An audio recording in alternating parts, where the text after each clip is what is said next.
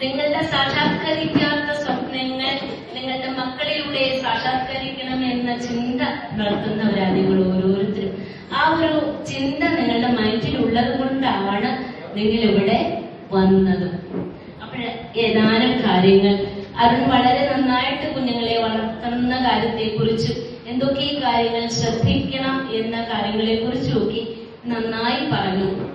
എന്നാലും ഒരല്പം കൂടെ ഒരു സിസ്റ്റർ എന്നുള്ള നിലയിൽ ഞാൻ അങ്ങനെയാണ് പറയാൻ ആഗ്രഹിക്കുക. ഒരു ഹെഡ് ഓഫ് ദി ഇൻസ്റ്റിറ്റ്യൂഷൻ അല്ലെങ്കിൽ ഒരു ടീച്ചർ എന്നുള്ളതിനേക്കാൾ ഒരു സിസ്റ്റർ എന്നുള്ള നിലയിൽ നിങ്ങളുടെ മുൻപിൽ നിന്ന് ഞാൻ ഏതാനും കാര്യങ്ങൾ ഓർമ്മപ്പെടുത്തുകയാണ്. നമ്മുടെ കുഞ്ഞുങ്ങളെ നമ്മൾക്കറിയാം, ഒരു ചെടി നട്ട് നനച്ച് വളർത്തി വളമിട്ട് അതിൽ ഫലം ചൂടുന്നത് കാണുമ്പോൾ ഏറ്റവും കൂടുതൽ സന്തോഷിക്കുന്നത് തോട്ടക്കാരനാണ്, അല്ലേ? അതുപോലെ ഓരോ പേരന്റും ഓരോ അച്ഛനും അമ്മയും ഏറെ സന്തോഷിക്കുക നിങ്ങളുടെ കുഞ്ഞുങ്ങളുടെ വളർച്ചയിലാണ്. ഇനി ആ വളർച്ചയിൽ സന്തോഷിക്കുന്നത് ഏറ്റവും നല്ല രീതിയിൽ നമ്മുടെ വീടിനും നാടിനും സമൂഹത്തിനും ഒക്കെ നമ്മളുടെ കുഞ്ഞുങ്ങളെ കടന്നു ചെല്ലുമ്പോൾ സ്വീകാര്യത ഉണ്ടാകുമ്പോഴാണ്.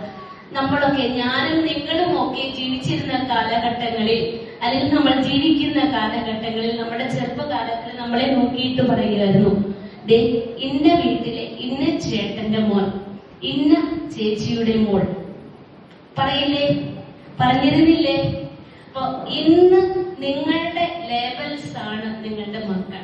അതിനാൽ ആ മക്കളെ ഇപ്രകാരം നന്നായി വളർത്തണം എന്ന് ഏറ്റവും ചുരുങ്ങിയ വാക്കുകളിൽ ഞാൻ പറഞ്ഞുകൊള്ളാം. ഒന്നാമത്തെ കാര്യം എനിക്ക് നിങ്ങളോട് പറയാനുള്ളത്, രാവിലെ നേരത്തെ കുഞ്ഞുങ്ങളെ ഉണർത്തണം. വൈകി ഉറങ്ങാൻ അനുവദിക്കരുത്. നേരത്തെ ഉറങ്ങാൻ അനുവദിക്കണം, നേരത്തെ ഉണരാൻ അനുവദിക്കണം. അവരുടെ ഡെയിലി റൊട്ടീൻസ് ഗ്രാജുവലി അവരെ കൊണ്ട് തന്നെ പറഞ്ഞു കൊടുത്ത് നിങ്ങൾ പരിശീലിപ്പിക്കണം. ഉദാഹരണം പറഞ്ഞാല്, രാവിലെ എഴുന്നേറ്റ് വരുമ്പോൾ ഇപ്പോഴേ നിങ്ങൾ ശീലിപ്പിച്ചോളൂ, ആ കിടക്കുന്ന ബെഡൊക്കെ ഒന്ന് വൃത്തിയാക്കി ഇട്ടിട്ട് പോരാൻ പരിശീലിപ്പിക്കുക. ആ ബെഡ്ഷീറ്റ്, പുതച്ച ബെഡ്ഷീറ്റ് ഒക്കെ ഒന്ന് മടക്കി വെച്ചിട്ട് പോരാൻ പഠിപ്പിക്കുക. ഇതൊക്കെ അവരുടെ പറഞ്ഞ പോലെ തന്നെ അവരുടെ ഉത്തരവാദിത്വങ്ങളായി അവരെ ഏറ്റെടുക്കണം. മോനെ അത് ചെയ്യേണ്ടത്, അല്ലെങ്കിൽ മോളുടെ ഡ്യൂട്ടിയാണത്. അവരുടെ ഡ്യൂട്ടിയായിട്ട് അവരെ ഏൽപ്പിച്ചു കൊടുക്കുക. അവരത് ഗ്രാജുവലി അത് എന്നും ചെയ്തോളൂ. ഇനി ഒരാൾക്ക് കൊടുത്തില്ലെങ്കിൽ അവര് തമ്മിൽ വഴക്കടിച്ചോളൂ. അപ്പൊ അതുകൊണ്ട് അത്തരം കാര്യങ്ങൾ, അതുപോലെ ടോയ്ലറ്റ് യൂസ് ചെയ്യുന്ന കാര്യങ്ങള്, അതൊക്കെ നമ്മളുടെ വീട്ടിലെ നമ്മളുടെ കുഞ്ഞുങ്ങളെ പറഞ്ഞ് പഠിപ്പിക്കണം. അതുപോലെ ഭക്ഷണ സാധനങ്ങൾ ആവശ്യമുള്ളപ്പോൾ ചോദിക്കാനും വെള്ളമൊക്കെ ഇടയ്ക്കിടയ്ക്ക് കുടിക്കാനും, കൊടുത്തുവിടുന്ന ഭക്ഷണം മുഴുവനോടെ കഴിക്കാൻ നിങ്ങൾ കുഞ്ഞുങ്ങളെ നിർബന്ധിക്കുമ്പോൾ എന്റെ പ്രിയപ്പെട്ട കുഞ്ഞുങ്ങളെ കുറിച്ച് ഒരു റിക്വസ്റ്റ് ആണ്, അവർക്ക് വേണ്ട ഭക്ഷണം കൊടുത്തു വിടുക.